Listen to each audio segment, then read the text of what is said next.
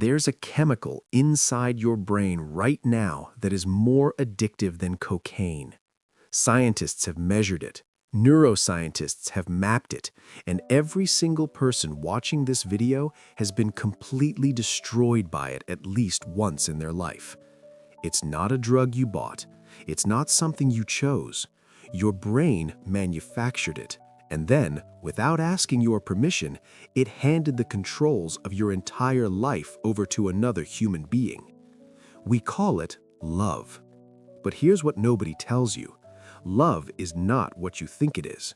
What you experience as the most profound, spiritual, transcendent force in human existence is, at its core, a carefully engineered neurological trap, designed by millions of years of evolution not to make you happy, but to make you reproduce.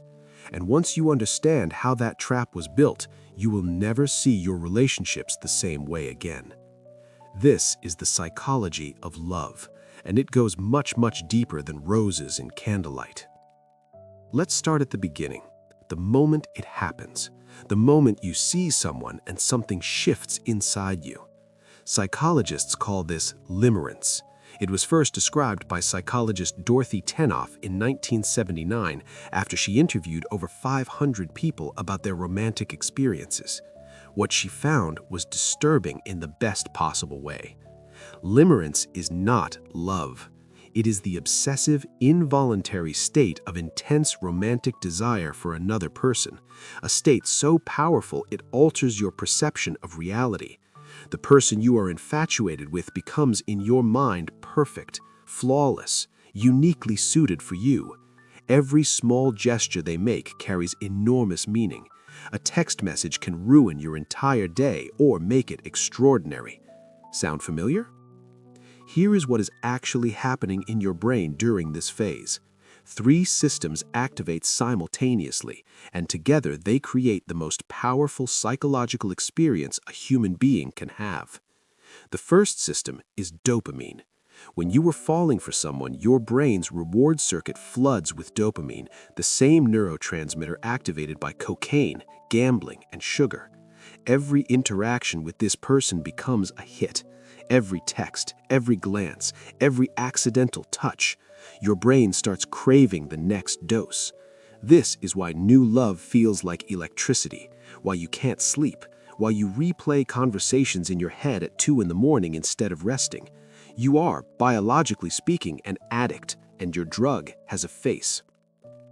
The second system is norepinephrine. This is the stress hormone, the same chemical released when you are in physical danger. When you are falling in love, your body genuinely cannot tell the difference between the excitement of attraction and the panic of a threat. Your heart races, your palms sweat, you lose your appetite. Hunters of ancient times felt this when a predator appeared. You feel it when the person you like walks into the room. The third, and this one is the most fascinating, is serotonin suppression. Studies conducted at the University of Pisa found that people in the early stages of falling in love have serotonin levels comparable to patients diagnosed with obsessive-compulsive disorder. Your serotonin drops, and as it drops, your ability to think about anything else other than this person decreases proportionally. You are not lovesick, you are neurologically hijacked. And here is the cruelest detail of all. This state is not designed to last. The brain cannot sustain this level of chemical intensity indefinitely. The dopamine spikes begin to stabilize, the norepinephrine calms, your serotonin recovers, and usually somewhere between 12 and 18 months into a relationship, the biochemical storm passes, which is exactly when most couples hit their first serious crisis, because they confuse the ending of limerence with the ending of love. Once the initial storm of falling in love begins to settle, the brain does something extraordinary. It doesn't leave you empty. Instead, it activates an entirely different system, one not built for excitement, but for survival: attachment. Psychologist John Bowlby first developed attachment theory in the 1950s and 60s, originally studying the bonds between mothers and infants. What he discovered, and what decades of subsequent research confirmed, is that humans are born wired to attach. We are not designed to be alone. The fear of abandonment, the need for closeness, the distress of separation, these are not weaknesses. They are ancient survival mechanisms coded into the human nervous system. But Bowlby's work only opened the door. The psychologist who walked through it and transformed how we understand adult relationships was Mary Ainsworth. Through a now famous series of experiments called The Strange Situation, she identified distinct patterns of attachment in children. And what she found is that these patterns, formed in the first years of life, follow us into every romantic relationship we will ever have. There are 4 primary attachment styles. The first is secure attachment. People with this style grew up with caregivers who were consistent, responsive, and present. When they were distressed, someone came. When they needed closeness, it was available. As adults, they tend to be comfortable with intimacy. They trust their partners. They can communicate their needs without catastrophizing. They handle conflict without feeling like the relationship is ending. Roughly 50 to 60% of the population has a secure attachment style. The second is anxious attachment. These individuals had caregivers who were inconsistent, loving sometimes, unavailable others. The child learned early that love is unpredictable. You can't count on it. You have to monitor it constantly. As adults, anxiously attached people tend to be hypervigilant in relationships. They read into everything. They need constant reassurance. They feel intense fear when their partner seems distant. Their nervous system is permanently set to detect the earliest possible sign of abandonment. The third is avoidant attachment. These individuals had caregivers who were dismissive of emotional needs. Showing vulnerability was either ignored or punished. The child learned to suppress their attachment needs entirely. As adults, avoidant people tend to value independence above everything. They feel suffocated by too much closeness. They pull away when partners try to get emotionally intimate. They often say things like, "I'm just not a relationship person," not understanding that this preference was shaped by an adaptive strategy developed in childhood to manage pain. The fourth style, disorganized attachment, is the most complex. It develops in environments where the caregiver was both the source of comfort and the source of fear. Abuse, severe neglect, unpredictable violence. The child develops a fundamental contradiction. I need you, and you terrify me. As adults, people with disorganized attachment experience relationships as deeply destabilizing. They want intimacy and simultaneously destroy it. They are drawn to intensity because calm feels dangerous, unfamiliar even, boring. Now here is why this matters enormously for understanding modern relationships. Most relationship conflict, the fights that go in circles, the patterns you keep repeating, the partners who seem different but somehow create the same dynamic, is not about the surface-level topic of the argument. It is about attachment needs colliding. The most common and painful dynamic psychologists observe is the anxious-avoidant trap. An anxiously attached person and an avoidantly attached person fall in love, and they fall hard because the chemistry is intense. The anxious person feels drawn to the emotional unavailability of the avoidant. It feels familiar, exciting, like a puzzle they need to solve. The avoidant person feels initially drawn to the warmth and desire of the anxious partner. Someone finally pursues them. It feels safe until it doesn't. And then the cycle begins. The anxious partner needs reassurance. They reach toward the avoidant partner. The avoidant partner, overwhelmed by the emotional demand, pulls back. The anxious partner, now panicked by the withdrawal, reaches harder. The avoidant partner retreats further, until one of them breaks, either the anxious partner into rage or grief, or the avoidant partner into cold shutdown. They break up, and then they get back together, because the relief the avoidant partner feels when the anxious partner returns mimics connection, and the relief the anxious partner feels when the avoidant returns mimics security. It is not love that holds them together in this phase. It is the temporary resolution of mutual anxiety. This is the cycle that fills relationship therapists' offices, and the first step to breaking it is understanding that neither person is the villain. Both are operating from survival strategies learned long before they ever met each other. In 1986, psychologist Robert Sternberg proposed one of the most elegant and enduring models in relationship psychology, the triangular theory of love. Sternberg argued that love is not a single thing. It is a combination of three distinct components, and the type of love you experience depends on which of these components are present. The first component is intimacy. This is the emotional closeness, the sense of deep knowing, the feeling of being truly seen by another person. Intimacy builds slowly. It requires vulnerability, shared experience, honest communication, and time. The second component is passion. This is the physical and romantic attraction, the drive, the desire, the magnetism. Passion tends to ignite quickly and powerfully, but it is also the most volatile component. Without the other two, it burns out. The third component is commitment.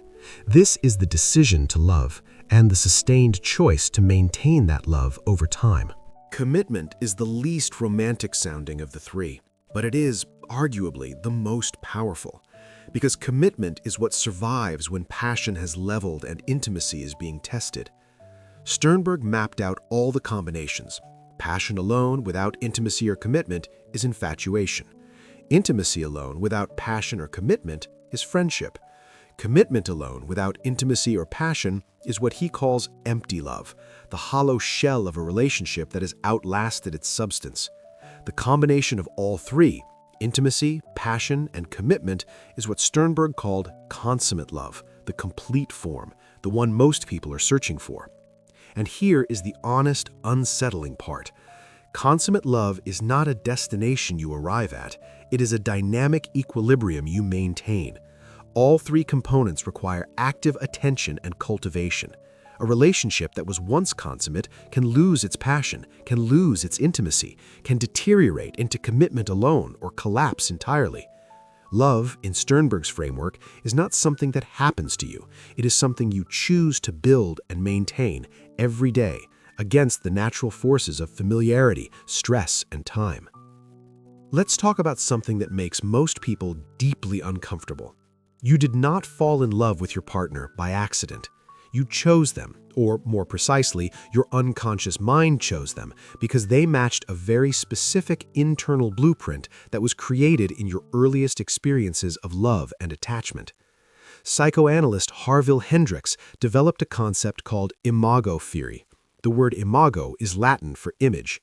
Hendricks proposed that each of us carries within us an unconscious composite image formed from our primary caregivers of what love looks and feels like, and we are magnetically, almost compulsively drawn to partners who match this image. This explains the maddening pattern so many people notice. Why do I keep ending up with the same type of person? It is not bad luck. It is not coincidence. It is your nervous system selecting the familiar. Here's why this happens from a psychological standpoint. The human brain is a pattern completion machine. It is drawn to the familiar not because the familiar is good, but because the familiar is known. Known is predictable.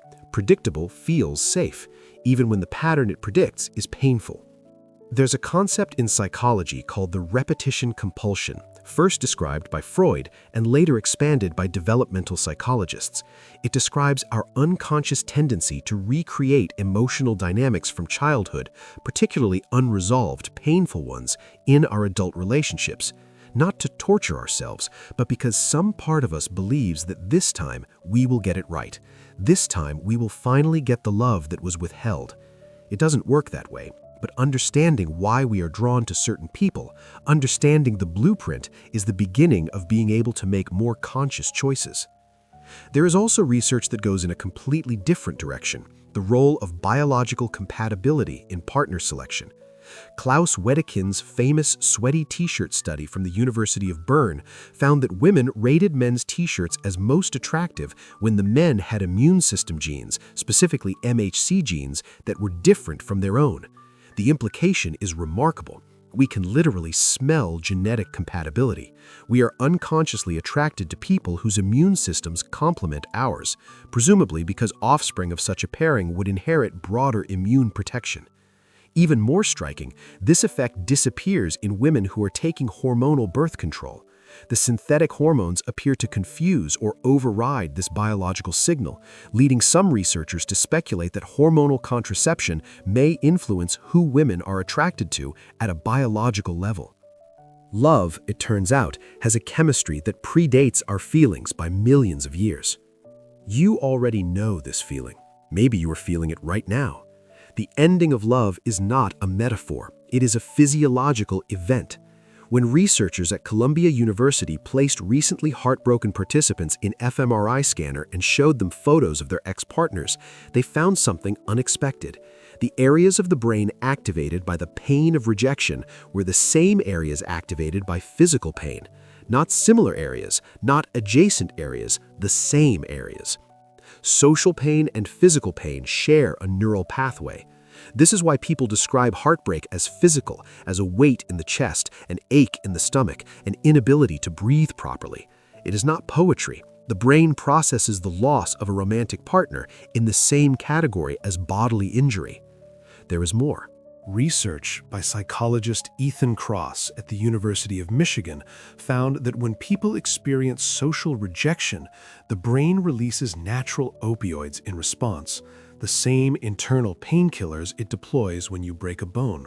Your body treats heartbreak as trauma. And consider the withdrawal component. Remember the dopamine system activated by falling in love? When the relationship ends, that dopamine supply cuts off. What follows is neurochemically indistinguishable from drug withdrawal. The restlessness, the obsessive thinking, the inability to feel pleasure in anything else. This is not weakness. This is your brain going through withdrawal from one of the most potent neurochemicals it produces. This is why "just get over it" is about as helpful as telling a person with a broken leg to stop limping. And there is one more layer, one that is perhaps the most psychologically important. The grief of heartbreak is rarely only about the person you lost. It is about the future you constructed in your mind around that person. The imagined holidays, the mental image of them beside you in 10 years, the version of yourself that existed in relation to them. When a relationship ends, you are not only losing a person, you are losing an entire imagined life. Psychologists call this the loss of the possible self. And it requires genuine grieving, not rushing past, not numbing, not replacing as fast as possible, but actual, patient mourning. The cultures that give people time and ritual to grieve the end of relationships produce people who move through heartbreak with more grace. The cultures, like much of the modern West, that treat heartbreak as embarrassing and moving on quickly as strength, produce people who carry the unprocessed grief of old loves into every new one. Here is perhaps the most important idea in this entire video. The brain chemistry of romantic love, the dopamine, the obsession, the breathless intensity, is not designed to last forever. It is designed to get two people close enough, long enough to form a bond. What replaces it in relationships that survive and deepen is something neurochemically different, but in many ways more profound. Oxytocin, the bonding hormone, and vasopressin become the dominant forces. These are the chemicals associated with deep trust, warmth, companionship, and the particular pleasure of being known fully by another person. They are not as dramatic as the early cocktail. They don't make your hands shake, but they create something the early chemistry never could: safety. Psychologist and researcher John Gottman has spent over 40 years studying what makes relationships succeed or fail. In what became one of psychology's most famous longitudinal studies, Gottman and his colleagues were able to predict with 94% accuracy whether a couple would divorce, based on observing how they interacted. What he found is counterintuitive. The couples who stayed together were not the ones who never fought. They were not the ones with the most romance or the strongest initial chemistry.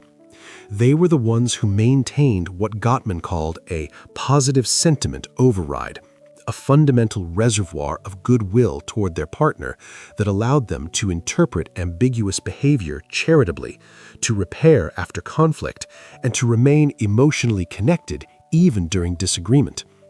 He also identified what he called the Four Horsemen, four communication patterns that are nearly always present in relationships headed for breakdown. They are criticism, attacking your partner's character rather than addressing a specific behavior; contempt, communicating disgust, superiority, or dismissiveness, which Gottman identifies as the single most dangerous predictor of divorce; defensiveness, responding to complaints by counterattacking or playing victim; and stonewalling, shutting down, withdrawing, refusing to engage. The antidotes exist. They are learnable, but they require something that romantic culture rarely talks about: the willingness to treat your relationship as something you actively maintain rather than something that simply continues if you feel enough love. Love, at its long-term depth, is a practice, a skill, a choice made not once but thousands of times. In the way you respond when you are tired and your partner needs something, in the way you listen when you already have an answer ready, in the way you reach towards someone instead of away from them when the easier thing would be to close off. This is the love that attachment theory calls earned security, and it is available to anyone, regardless of how they were wired in childhood, who is willing to do the work of honest self-examination and consistent presence. So let's come back to where we started. There is a chemical in your brain more addictive than cocaine, and now you know what it is, what it does, how it was shaped by your earliest experiences of being loved or not loved well enough. How it draws you towards certain people and away from others. How it builds and collapses and sometimes, if tended with enough honesty and care, transforms into something quieter and more durable than the initial fire. You are not just a person in love. You are a creature with a nervous system that was built for connection, shaped by your history, and perpetually trying to reconcile the need for safety with the hunger for intensity. Understanding this does not make love less beautiful. It makes it more honest. And honesty about who we are, about what we need, about the patterns we carry and the ones we want to change is the only real foundation for love that lasts. The ancient poets wrote about love as something that happened to you, a divine madness, an arrow from a god. The psychologists have mapped its mechanisms with increasing precision. The neuroscientists have watched it light up the brain in real time. But none of them, neither the poets nor the scientists, have found a way around the fundamental truth that has always been at the center of every love story ever told. It requires courage. It requires showing up. It requires being willing to be known and to keep choosing through all of it to reach toward another person rather than away. That is not a neurological event. That is a human decision, and it is the most important one you will ever make. If this video made you think, question, or feel something real, you're in the right place. The Virtus channel is dedicated to the kind of content that changes how you see yourself and the world. Psychology, philosophy, human behavior, and the deep mechanics of what it means to live with intention. Subscribe, share this with someone who needs it, and come back, because the next video goes even deeper.